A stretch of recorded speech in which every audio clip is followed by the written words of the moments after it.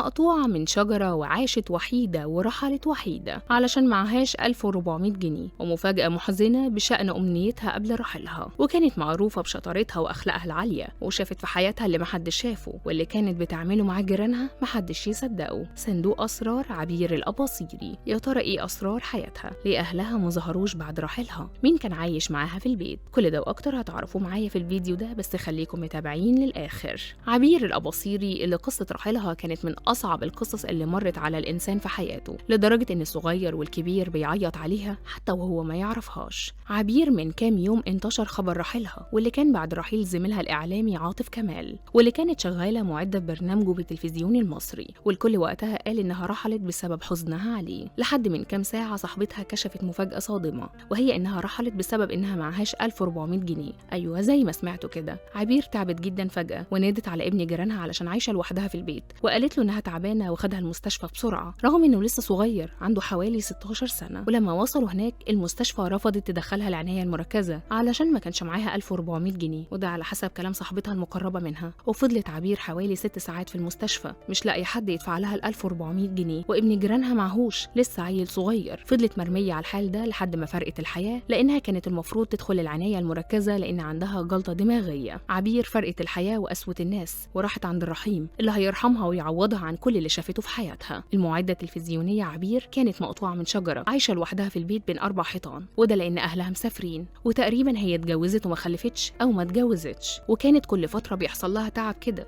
وده لأنها برضو صحتها على قدها وسنها حاجة و50 سنة، وكانت معروفة بين جيرانها بأخلاقها العالية وحبها ليهم، وما كانتش بتتأخر عليهم أبدا معاهم، وكانت في الوحشة قبل الحلوة، وعلشان كده كانوا بيحبوها جدا، وحتى عيالهم بيحبوها ورايحين جايين عليها وبيشوفوها لو محتاجة أي حاجة. عبير كانت معدة في التلفزيون المصري ومشهورة بشطارتها، يعني يا حظ البرنامج اللي عبير هتشتغل فيه. والحقيقة إنها اشتغلت في أشهر البرامج زي برنامج بيتنا الكبير وبرنامج حديث الساعة، ودي كانت البرامج التوك شو الرئيسية في القناة الأولى، وده دليل على شطارتها وإخلاصها لشغلها. وبالمناسبة هي بدأت مشوارها في الوسط الإعلامي سنة 1994، وكانت في البداية صحفية في صحيفة روزا اليوسف، وبعدها ربنا كرمها واشتغلت في التلفزيون المصري. عبير عانت من الوحدة طول حياتها، وكانت بتعمل كل حاجة لوحدها، ولما بيمر عليها أي أزمة بتعديها لوحدها، ما هي ملهاش سند في الحياة ولا راجل يقول لها محتاجة إيه وعملهولك، أو المشكلة اللي معاكي إيه وحلها لك. يعني من الآخر هي شافت الويل في حياتها. أما بقى عن أمنيتها قبل رحيلها، فتقريبا كان نفسها الكل يسأل عليها ويزورها